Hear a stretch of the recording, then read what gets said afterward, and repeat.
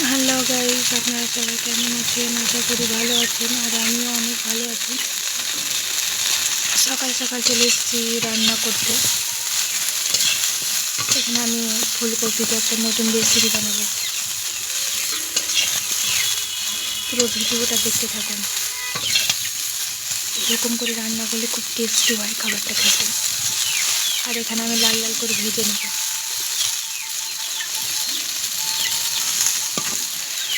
ভালো করে ভেজে নেব। এই ভিডিওটা যদি ভালো লেগে থাকে একটা লাইক, কমেন্ট, শেয়ার, সাবস্ক্রাইব করে যাবেন। আর আপনারা কে কোথা থেকে ভিডিওটা দেখছেন কমেন্ট করে জানাবেন।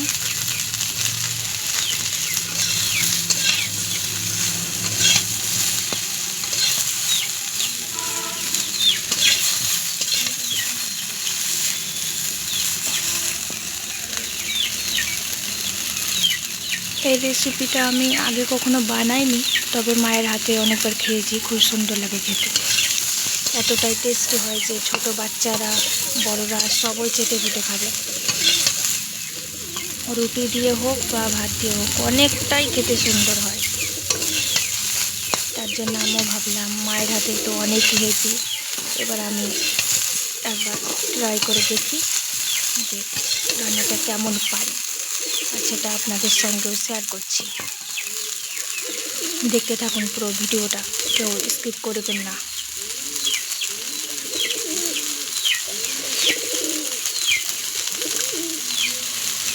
আর আপনাদের একটা সাবস্ক্রাইবে আমি অনেক দূর যেতে পারি, তাই আপনাদেরকে বলছি যে আমার পাশে থাকবেন।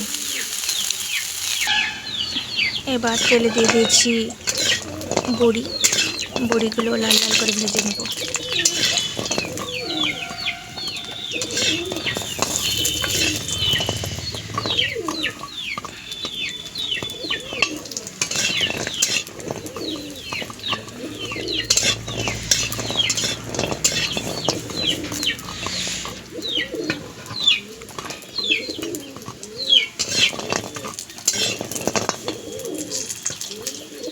বড়িটাও ভাজা হয়ে গেছে,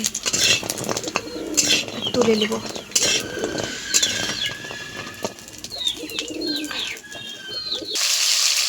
এবার আলুগুলো ভেজে নেব।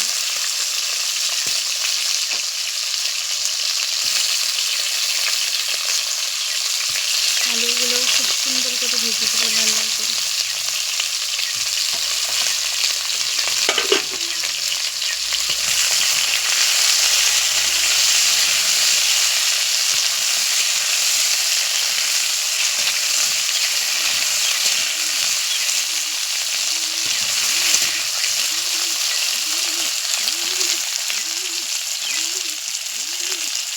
সবজিগুলো ভালো করে ভেজে ভেজে রান্না করলে খুব ভালো হয় খেতে।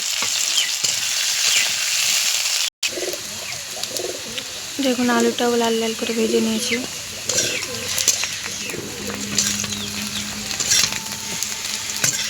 কতটা সুন্দর কালার আসছে।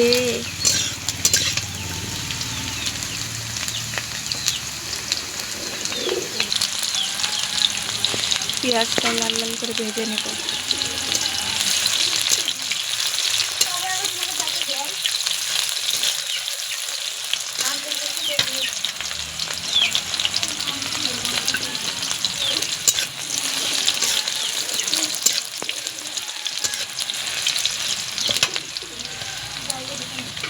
এবার দিয়ে দিব মশলাটা।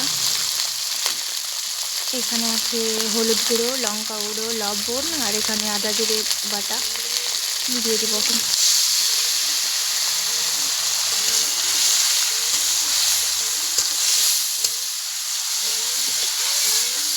তো ভিডিওটা আপনাদের সঙ্গে শেয়ার করব কীভাবে রান্না করছি।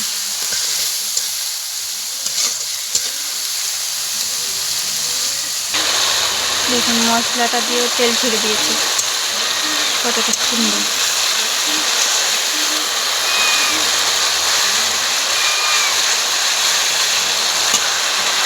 এবার দিয়ে দিব ভাজা রাখা সবজিগুলো।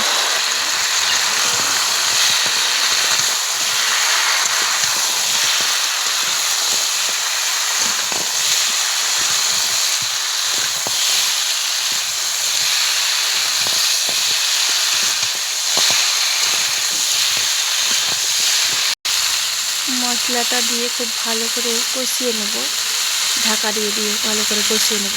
তারপরে আপনাদের সাথে দেখা হচ্ছে। ঢাকা দিয়ে দিয়ে ভালো করে কষিয়ে নেব। যত কষাবেন ততটাই টেস্টি হবে খেতে। এখানে আমি ঢাকা দিয়ে দিয়ে 5 মিনিট মতো কষিয়ে নেব।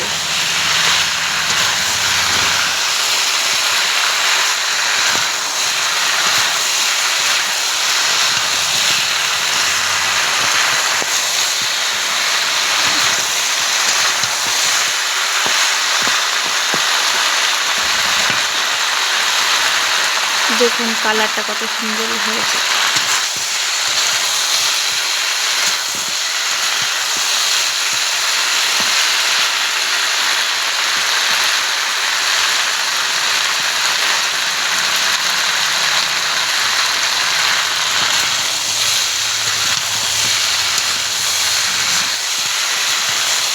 ভালো করে কষিয়ে নিয়েছি, জল দিয়ে দেবো।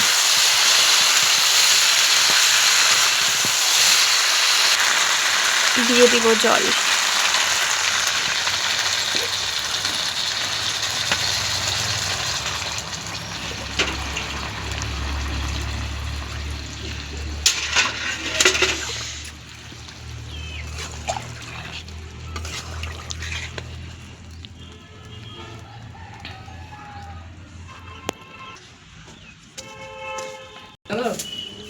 এখন ফুটে উঠেছে, দিয়ে দিব টমেটো।